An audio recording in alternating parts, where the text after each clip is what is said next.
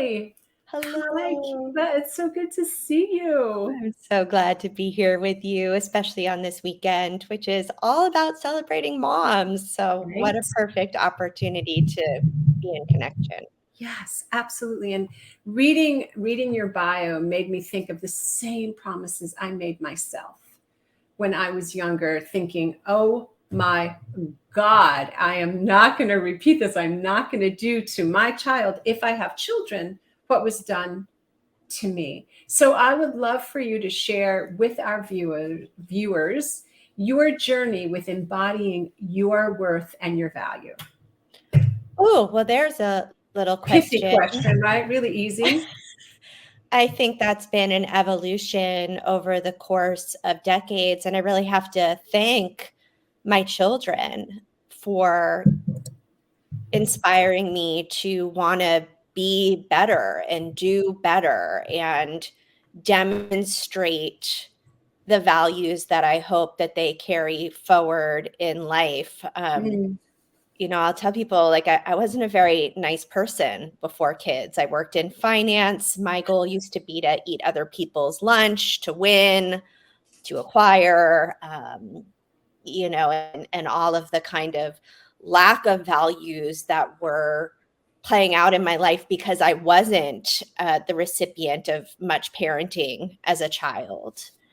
And so as I've worked really hard to be someone that I love myself and that I can be proud of and that my children are proud of, that is what I think is the answer to your question. The more Mhm. that I see myself demonstrating being a person of integrity and ethics and doing hard things and being brave and courageous and taking risks, the more I experience a sense of self-worth and love. Mhm. Ah, yes, absolutely. I love that. I so agree with you. It's that, I think it's so often in the world of entrepreneurship, you'll hear people say things like, embody your confidence, stand in your confidence. And I often, I reflect back on that and I think, well, the only way that one learns to feel confident is by doing. Yeah. And the doing emerges from being. How are you being? Yes. Which to me, always, it's like the conveyor belt back to childhood. What were the messages that the adults and the caregivers gave you that you took on and believed were your truth? I think this is why so many women in particular struggle, is because we're told to wear confidence like a mask. It's a performance. And yet inside, we're experiencing so much doubt, even self loathing.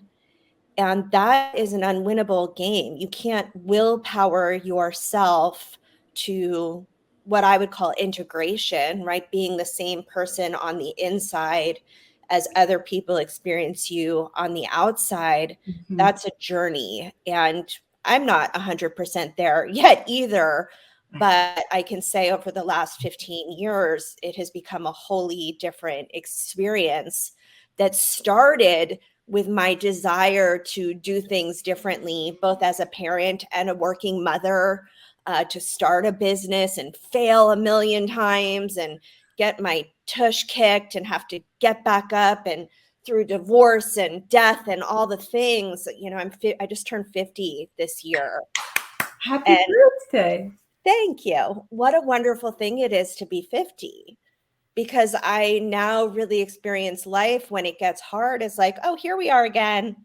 I know how to do this. I know there's another side. I know there's learning for me here. I know there's growth for me here. And yeah, it hurts and it's hard and it's painful and this doesn't feel good. And it's happening for me.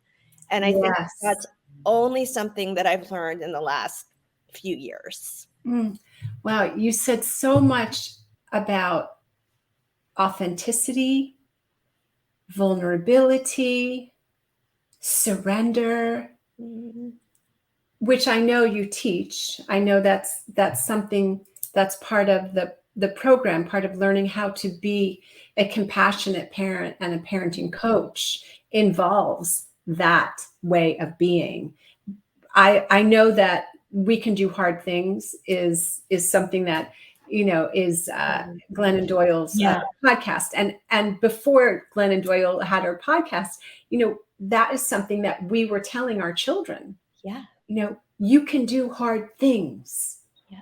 You're not alone. I got you. Yeah. Right. As we say that to ourselves. Right. One of the ideas I've been playing with lately, just in terms of how to talk about what we do at Jai, is this idea of raising adults. Yes.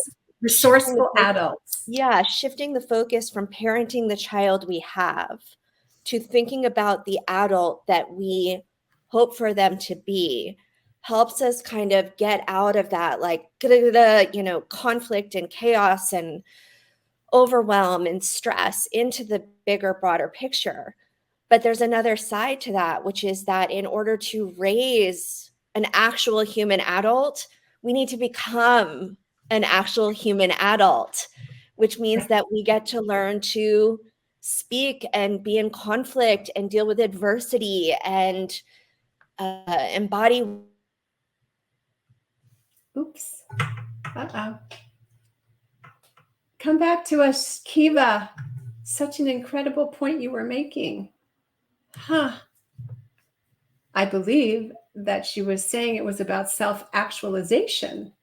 Just not sure what happened to the internet connection. Well, I'm going to just wait for Kiva to come back. I know she will.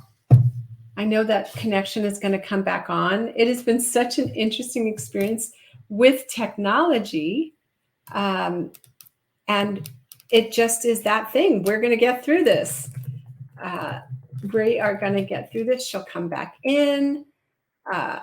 Let's just see what's going on. We lost her connection. She's going to come back. But, Kiva speaks to something that is very real and very true about parenting is something you do with your children. It's not something you do to your children. And the old school paradigm way of parenting was very hierarchical. It was very much about listen to me, don't question, I know better. And then we saw that the impact of people's childhoods reverberated through their children, right? As a child, I saw what I didn't want to be. And then it rippled out into the way I was with myself. I mean, the whole theme for this event, permission to embody your power, your influence emerged from a childhood of feeling disempowered. And Kiva, I was speaking to how you were in when we lost you, what you were talking about was the impact of the childhood and how parents oftentimes, I'm sure you've experienced this, is that when people come to, like a parent comes to have resolution with their kids or be a better parent, the fine print is what this becoming a better human. Yeah. There's, if you think about it, it's like through most of modern human history, adults have judged children for not being calm enough, not able to control their emotions, having, being procrastinating or not having good morals. It's generation after generation that says kids these days, they're so fill in the blank. Right. And at some point, I think we have to look at that dynamic and think, well, maybe we're asking the wrong question. And maybe the question that we could be asking is, how do I start to exhibit and model the behavior that I hope that this child integrates over life and understand that they are not an adult brain in a child body. They are a child brain in a child body. Human brains are not fully matured until the mid-20s, and that's neuronormative human, right? That is, when people ask me, my 8-year-old can't remember to brush her teeth and she's so naughty. And I just want to like hug everyone and say, but and she's 8. Right. She's 8. Exactly. It's so, I remember, I tell this story often because it's so amusing, but my daughter, as a lot of kids, is a very old soul. She came in, and I remember, I mean, she is by far my most favorite human to hang out with, right? Which is such a joy. And I'm so grateful for that. And I can remember when she was really little, like even 2, and we'd be spending like the whole day and it would be so amazing. We're having this incredible time. And then something would happen and I would be like just struck with, oh, wait, she's 2. She's 3. She's got this incredible wisdom, but she's exactly what you said. She's a child's brain in a child's body with a huge wise soul. Yeah. Yeah. I mean, I think that what often the parents who go through a coach certification will realize is this profound moment of realization that they're actually parenting the 2-year-old or the 8-year-old inner child that was shamed, that was negated, that was diminished, that was demeaned. And so it's almost like a protective mechanism, right? As an 8-year-old, I was scolded, maybe even beaten for not remembering something. And so my child is not going to do this. And it's this really interesting entanglement, right? Where it's like the parenting that we didn't receive is being projected onto this innocent human who is just trying to figure out how the world works. Oh, yes. Oh, yes. That's why it's so important for brain science to understand brain science and the child development stages, which Jai Institute, delves into. And what's also really helpful is that both you and I, we meet at the same place, that it's not about techniques. It's not about teaching parent or caregivers or teachers techniques. It is about inside out. Yep. Right. So what have you, I mean, you've had a very successful business for 15 years now. So what led you to go from the financial world? I know it's the kids, but what led you to say, I am really not my heart is not feeling so happy. I don't feel like, what was that? I mean, my mom is a beast. I was raised by, first wave feminists who moved us to New York City in the dark of night when I was 5 years old so that she could work on the copy desk of the New York Times. I watched her build an incredibly, what's the word that I want? I mean, her career is incredible. And she paid such a price, right? Having to go in with those 1980s shoulder pads every day into a newsroom full of men and fight her way. It compromised her relationships, her health, her time with me. And so I had this kind of duality of experience as a child where on the one hand, I saw what an empowered woman in a corporate model looked like.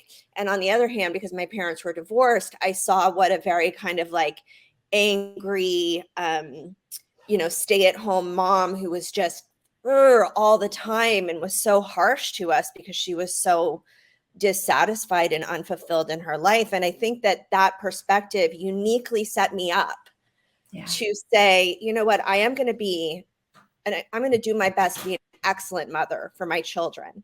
And I still have a responsibility to divest of my intellect and my creative capacity to make the world a better place. And so I just was determined to figure out how to make that work and to be able to be present for my kids when they were, I started my first business when they were 2 and 3 years old. They're 16 and 18 now. So to have something that's grown as they've grown, that I've been able to ebb and flow, our family has suffered significant losses and challenges. And, I've had to take my foot off the gas and then put it back on. Mm. And now I feel like, I've really built something that has legacy that will continue well beyond me. I talked to Charlotte, my daughter, who is, I know we've talked about this. Sounds like we have really similar relationships with our daughters about potentially, coming in and stewarding this when she's ready. And that just feels like, how the heck am I so lucky? But how the heck I'm so lucky is I was so brave. Yes. And oof, what a gift, right? So that old adage, everything is happening for us and not against us. So I have my own experience with my mom, and how I can remember coming out of my childhood and questioning, because I started on my spiritual path so early. I was like, why did I choose this woman to come through? And yet choosing that woman paved the way for me to be sitting here with you. Absolutely. And it was a choice. Just like you had a choice. You could have ignored all the warning signs, beep, beep, beep, signs going off, hello, danger, danger, like, and you said yes. And what's so important with what you're saying is that it's not just a one and done, right? Like you said, your family went through trials and tribulations, I like to say, peaks and valleys. So, and that is the nature of transformation. Oh, that is such my experience. It's like, I can't remember who I heard explain it this way, but it always made perfect sense to me. If you're in an ascension path in your life, at every level, there will be a fire to walk through. And you're either going to start, coming back down, right? Having that be a cycle that takes you downward, or you can use that to catalyze the next level of your growth. And I have that experience all the time. I don't enjoy it, but I've come to almost welcome it, because I'm like, okay, what's here for me? What's next? Clearly, there is a next level of expansion being asked of my capacity to be able to hold. And so, and I know to be a person who can live that way, I hope inspires other people to not capitulate and crumble when things get hard. My beloved Steve, I was going through a really tough period in the business. We had gotten attacked by bots. It was like, I felt like something evil had unleashed in this beautiful business that we have. And I was a wreck. I mean, I was just, on the floor. And he said, my love, you are the captain of this ship. Like you must get up and steer the ship. I was like, oh, right. Right.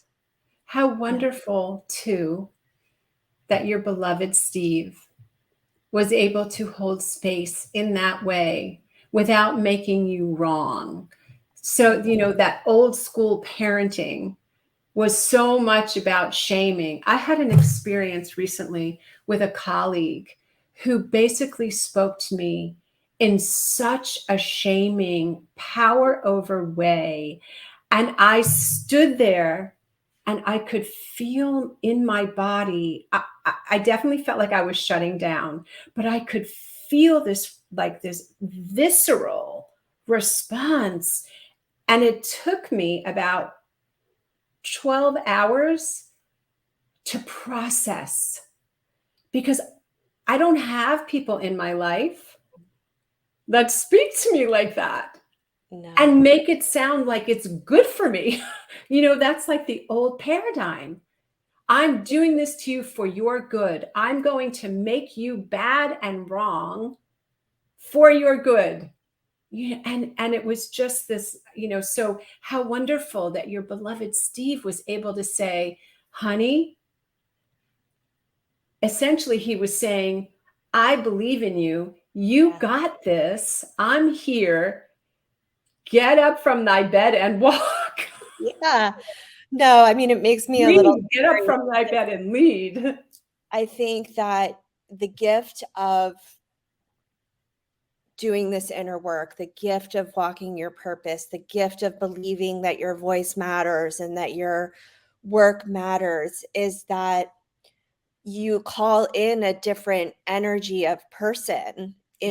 into your life. And it does mean that a lot of old relationships fall away because the conditioning, right? Like that, like what you just talked about is like the mother of all gaslighting, right? Yes. I'm going to treat you poorly so that you can see how right I am and how wrong you are. Yes. Um, it's so ubiquitous in our culture, and trying to have someone see that who can't because they're still in the illusion of power and control and fear and judgment and shame. I have compassion for that. Mm-hmm. And I can't have it in my intimate space. I can coach it, but I am really so moved by finding a relationship partner who can meet me there. It's so beautiful. Hmm. I know. I'm so happy that you found that. It I know. feels like coming home in a very different way, right? So in Yeah. the work that we do, oftentimes there's that sense, if it's hysterical, it's historical. So when somebody's having a, size 10 reaction to a size 3 situation, or even a 7 to a 3. So it's historical. There's history to be unwound and unpacked, Yeah. right? And then that sense of moving through your life to be able to receive and attract, it's that vibrational attractor, right? Yeah. You shifted, so the energetic, we're multidimensional beings in a multidimensional universe, so you shifted and you allowed that space for Steve to come forward. 100%. It's amazing. Yeah, It's it so really amazing. is. It really is. Oh, that's so great.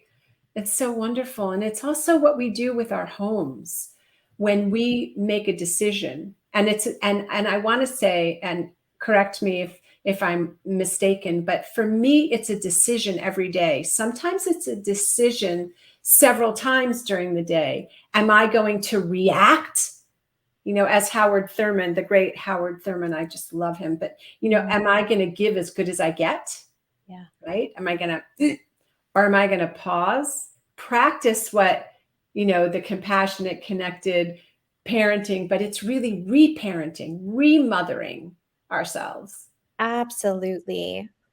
Absolutely. It is it's an incredible thing to create an ethos in your home Yeah. where you are the one wholly responsible for the feeling, the love, the acceptance, the communication, the compassion and empathy in that home. Mm-hmm. And what we know to be true, because we've been doing this for 10 years at the Jai Institute for Parenting, is when we, to the best of our ability, right? None of us are perfect. We're all going to have bad days and lose it. But to the best of our ability, when we cultivate that kind of culture in our homes, children thrive. Yes. When Yeah. children feel that real unconditional love, and when we as parents mess up and can say, you spoke about the vulnerability piece, when we can say, wow, that was not my best self yesterday. My heart is so sad that I spoke to you in that way, and I'm curious to hear how you're feeling this morning. Yeah. And we can really allow the impact that we made on them in, and feel it and learn from it. Yeah. Oh my God, they want to cooperate all day long, right? Yeah. Like, who wouldn't want to be in relationship with that kind of dynamic, whether it's parent, child, friend, romantic partners? And the other thing that I'm really proud of now is seeing how my kids have boundaries with friends. My daughter has her first her first boyfriend. They're so cute. And he's so good and kind and sweet and charming. And I was like, Charlotte, I mean, Cole is just adorable. And she said, I know, Mom, aren't you glad I waited a long time to find a good guy? Yes. Yes, I am. That would be a whole hard yes. Like, she's, almost 17 years old, and to have that kind of intuitive, insightful, self-worthy, like, okay, we're good. We're good. Yes. Yeah. So beautiful. So beautiful. Way to go, Charlotte.